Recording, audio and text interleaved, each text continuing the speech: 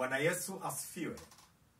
Ndugu zangu wa Mpwapwa, ninapenda kuchukua muda huu kuelezea furaha yangu kuu kwenu kwa kanisa la wanafunzi wa Yesu kutukaribisha Mazae kwa ajili ya uinjilisti mkuu wa jimbo letu.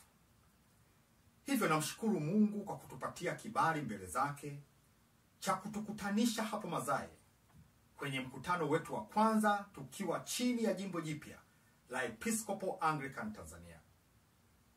Nichukue muda huu mfupi sana kwanza kuwashukuru wanampwapwa kwa kujua na kuiona haja kuu ya kutoka katika ukandamizaji wa kiimani, wa kidini, unyanyasaji uliofanyika kwa muda mrefu sana. Kusanyiko hili la Mazae ni mwanzo mkuu wa kujenga upya kanisa katika utume wa jimbo jipya. Leo katika salamu hizi za pongezi, niwatakie amani na upendo, niwashukuru kwa kuwakaribisha wanakwaya, wainjilisti na wachungaji toka Dayosisi Kuu ya Mlali. Nami pia askofu wenu wa jimbo nitawahutubia wanampwapwa wote live kupitia mkutano huu na kuwaeleza kwa kina maono ya umisheni wa jimbo letu jipya la Episcopal Anglican Tanzania.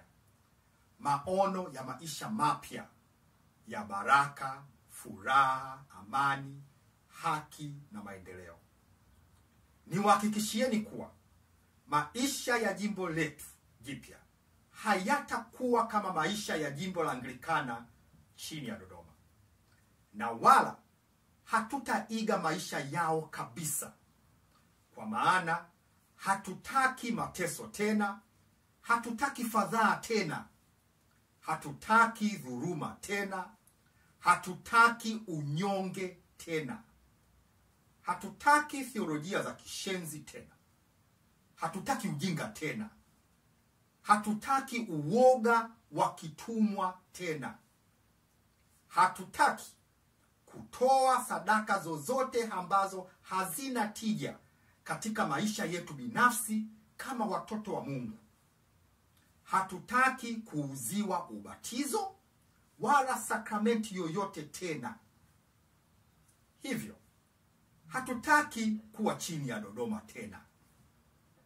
Na waomba sote tuwe wainjilisti wa haya tusiyoyataka tena, ili tukusanyike kwa wingi na kwa amani katika kufungua dayosisi mpya ya Mpwapwa ambayo itakuwa chini ya jimbo la Episcopal Anglican Tanzania.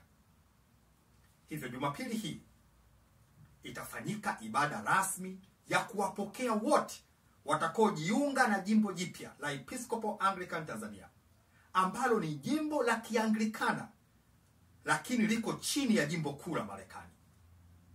Basi sasa muwe na amani katika mkutano huu, na nitawahutubia rasmi tena katika jina la Baba na la Mwana na la Roho Mtakatifu. Amen.